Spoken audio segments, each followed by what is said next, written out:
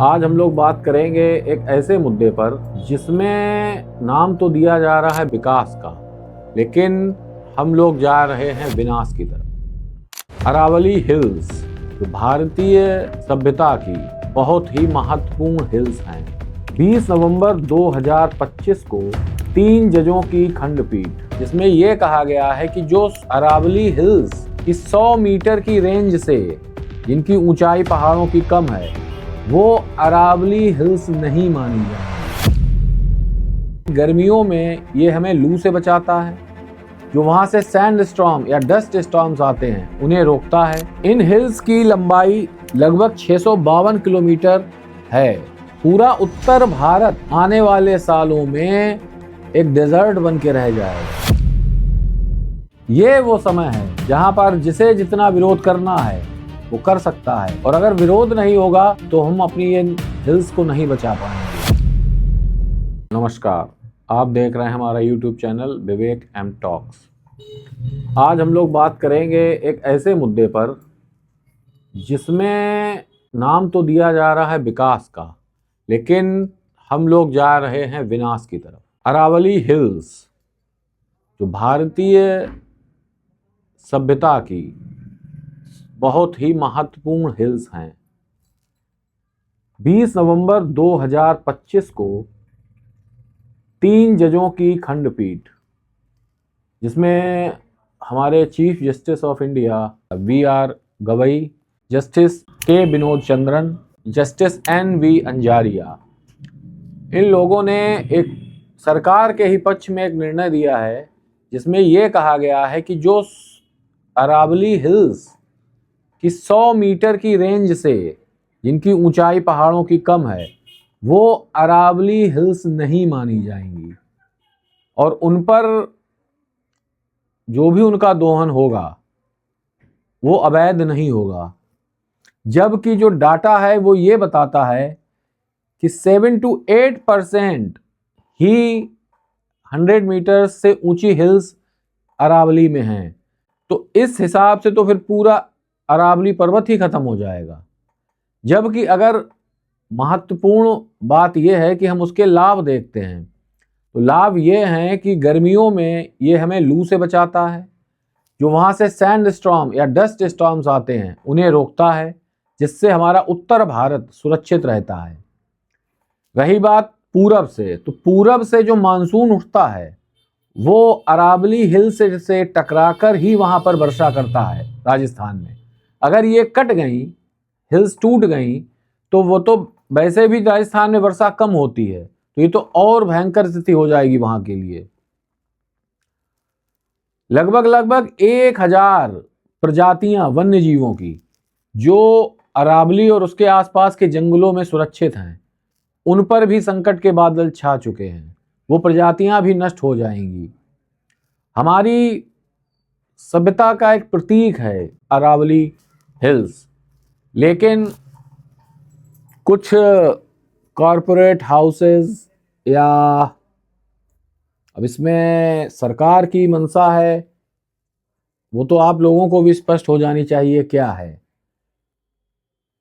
सबसे दुखद जो बात है वो केवल एक ये और रही है कि सरकार की मंशा तो है, वो तो क्लियर हो रही है, लेकिन माननीय सुप्रीम कोर्ट के द्वारा भी ये आदेश दे दिया गया है। ये सबसे ज्यादा दुखद है कि माननीय सुप्रीम कोर्ट ये चीज क्यों नहीं समझ पा रहा है, इसके पीछे कारण क्या रहा। पूरा उत्तर भारत आने वाले सालों में एक डेजर्ट बन के रह जाएगा, और फिर हमारे पास वो जो समय निकलता है ना, वो वैसे ही समय निकल चुका होगा, उसके बाद हम लोग कुछ नहीं कर पाएंगे। ये वो समय है जहां पर जिसे जितना विरोध करना है वो कर सकता है, और अगर विरोध नहीं होगा तो हम अपनी इन हिल्स को नहीं बचा पाएंगे। अरावली हिल्स जो है वो हिमालय की जो पर्वत श्रृंखला है उससे भी पुरानी हिल्स हैं। तो ये अब हम अपने ही अस्तित्व को खतरे में डाल रहे हैं, केवल कुछ व्यवसायिक लाभ के लिए। अब किसका कितना व्यवसायिक लाभ है ये तो खैर अभी बता पाना तो पूर्णतया संभव नहीं है, लेकिन ये तो क्लियर हो रहा है कि इतना बड़ा निर्णय उस पर्वत श्रृंखला को खत्म करने का जो लिया गया है वो केवल व्यवसायिक लाभ के लिए है और इसका कोई औचित्य प्रतीत नहीं होता है। इन हिल्स की लंबाई लगभग 652 किलोमीटर है, मतलब गुजरात से लेके और दिल्ली तक ये 652 किलोमीटर में फैली हुई हैं, जो सबसे लंबी पर्वत श्रृंखला। इसके बाद 550 किलोमीटर केवल ये राजस्थान में है। तो राजस्थान जो कि हमारी सांस्कृतिक धरोहर का प्रतीक रहा है, जहां राणा सांगा, महाराणा प्रताप जैसे वीर योद्धाओं ने अपने प्राण बलिदान किए थे देश की रक्षा के लिए, आज उन्हीं हिल्स को हम खत्म करने पर उतारू हैं। और इसमें जो दुखद बात हम पहले भी हम ये बता चुके हैं आपको कि सरकार किस लाभ के लिए ऐसा कर रही है वो सरकार जाने, लेकिन माननीय न्यायालय द्वारा जो भी निर्णय दिया गया है वो भी एक प्रकार से बहुत ज़्यादा असहनीय है, क्योंकि हम लोग जब सरकार या उनकी नीतियों से परेशान होते हैं तो इसको उससे बचने के लिए या उसके विरोध में हम माननीय न्यायालय की शरण लेते हैं। लेकिन दिनांक 20 नवंबर 2025 का निर्णय वो पूरी तरह से सरकार के फेवर में है और वही है जो सरकार कराना चाहती है। अब देखिए, जैसे एक सीधा समझिए आप कि अगर अरावली हिल्स खत्म हो गई तो जो पीछे से यानी थार डेजर्ट से जो डस्ट स्टॉर्म, सैंड स्टॉर्म्स चलते हैं वो हमारे पूरे उत्तर भारत को कवर कर लेंगे। और मेरे हिसाब से अगर यही स्थिति रही तो अगले 20 से 30 साल में हम उत्तर भारत में भी डेजर्ट ही देखेंगे। फिर पूर्वी भारत से जो मानसून चलता है बंगाल की खाड़ी से, वो यहाँ टकराकर बारिश करता है। तो जब वो वहाँ टकराएगा ही नहीं तो बारिश भी खत्म हो जाएगी, तो राजस्थान की तो और दुर्गति हो जाएगी। अब हो सकता है आप में से बहुत से लोगों को ये पता ही ना हो कि अरावली हिल्स के लिए क्या आदेश हुआ है, क्या होने वाला है।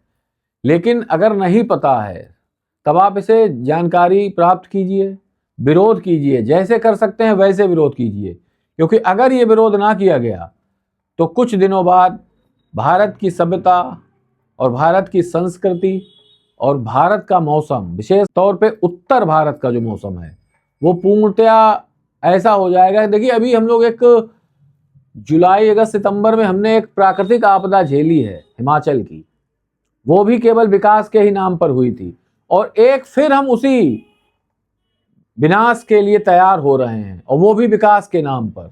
अभी कुछ समय पहले हैदराबाद में जो वन्य जीव अभ्यारण्य था उसमें पेड़ काटे गए, वो शुरुआत ही हो पाई थी तो उस पर हम लोगों ने उसका विरोध किया था। पूरे भारत में विरोध के स्वर उठे थे और वो प्रोजेक्ट वहीं रोक दिया गया। तो मेरा यही कहना है सभी से कि जिस लेवल से, जिस तरीके से, जैसे भी संभव हो, अगर हम इस प्रोजेक्ट का विरोध करते हैं तो शायद हम आने वाले भविष्य, आने वाली पीढ़ी और भारत की सभ्यता और उससे भी कई सौ साल पुराने अरावली पर्वत श्रृंखला को बचाने में सक्षम होंगे। धन्यवाद।